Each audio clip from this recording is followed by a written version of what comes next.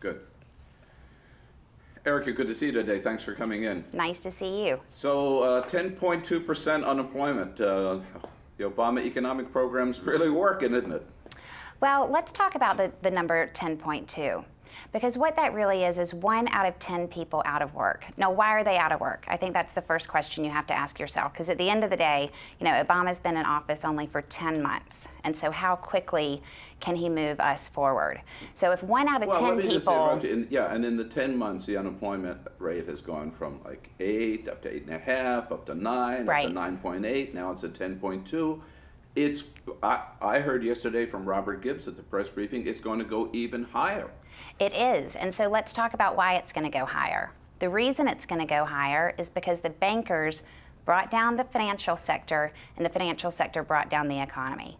So now we have 1 out of 10 people who want to work who aren't able to work. So the question we have to ask ourselves is, how do we solve that problem? So what Obama did first to solve the problem is he put in a stimulus package. Only some of it has been spent. We've still got some more left to go. But so what do we do next? How do we take the 1 out of 10 people who want to work and put them back to work? Well, and there's a really simple answer to that question. But isn't that you mentioned the stimulus package, isn't it evident right now that the stimulus package didn't work? It actually isn't evident. How can you say the stimulus package worked if 1 out of 10 Americans don't have a job? But you know as well as I, it's really, if you count people who don't have full-time employment, right, it's probably 20%. So isn't that higher that the stimulus is a failure? It's not. What you have to ask yourself is, what would have happened if we hadn't done it? And what I believe, and a lot of people believe, is that if we hadn't acted, something could be a lot worse. And so what we have to ask now is, how do we get ourselves out of this hole? And let me give you an analogy.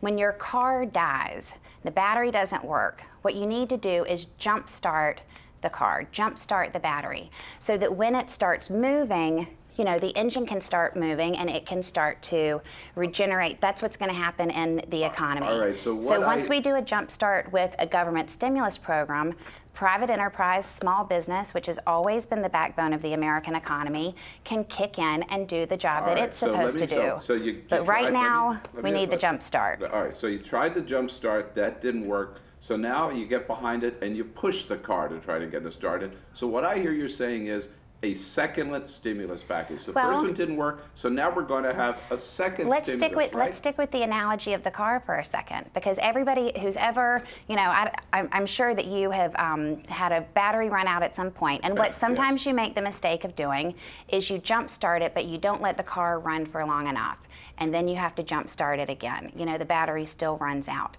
And so we're in a situation where it's very important to us to keep enough of the, keep the jumper cables on there for long enough that the private sector, which is the engine of our economy, can recover. And so what's happening now is we've got a debate between people who want to throw $400 billion worth of jumper cables, $200 billion worth of jumper cables, and then we've got some far-right Republicans who frankly just, you know, are standing by the car, you know, shrugging, no idea what to do. All right, so if I don't have a job, I hear you're saying just be patient. Thanks, Erica. Thanks for coming in. Thank you so much. I appreciate it.